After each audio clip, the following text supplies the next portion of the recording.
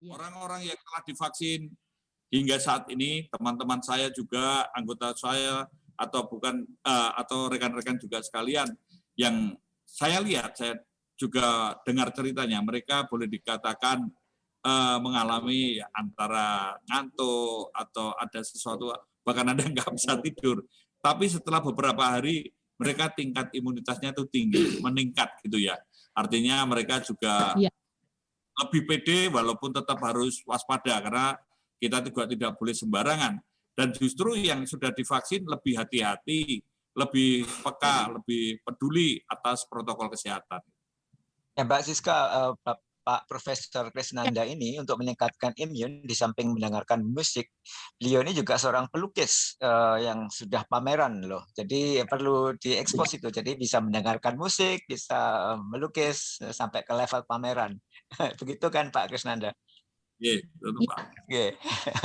Terima kasih. Kita ini sekarang seperti Semar, Pak. Iya. Semar itu nek seneng mari. Jadi kalau kita hati kira itu sembuh. Gitu. Pak, nanti pameran bareng saya ya, Pak.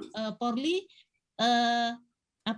menangani karena ada berita yang beredar bahwa ketika tanggal sekitar 5-6 dimulainya pelarangan mudik itu ada di tol tuh penuh dan orang-orang berdemo itu Pak. Apakah betul itu berita yang saya dapat? Mungkin agak sedikit dari testimoni saya.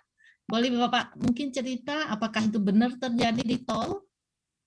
Oh ya, itu di daerah Cikarang. Memang ketika itu sebetulnya itu bukan orang yang mudik, tetapi itu bus pegawai. Karena mereka harus bekerja di daerah Cikarang dari Jakarta. Kita ini di dalam melakukan suatu upaya tindakan memang juga banyak beredar film-film yang macam-macam ya. Tetapi saya kira kita semua juga harus menyadari ketika berhadapan dengan orang banyak yang memaksakan atau bahkan melakukan tindakan-tindakan marah atau kita berusaha menenangkan, artinya bisa dialog. Pada konteks seperti ini, dialog ini menjadi penting karena kita juga dalam hati kecil kami pun ketika memutar balik ini kan ada juga perasaan bagaimana gitu ya. Tapi mau tidak mau kita harus sudah memutarkan puluhan ribu kendaraan menyekat di sana sini yang cukup banyak. Tapi setidaknya inilah tindakan yang harus kita lakukan, mau tidak mau kita juga cara kita menyayangi kepada warga kita, menyayangi keluarga kita adalah untuk mematuhi aturan karena aturan saya kira dibuat dengan berdasarkan pertimbangan dan kebijakan.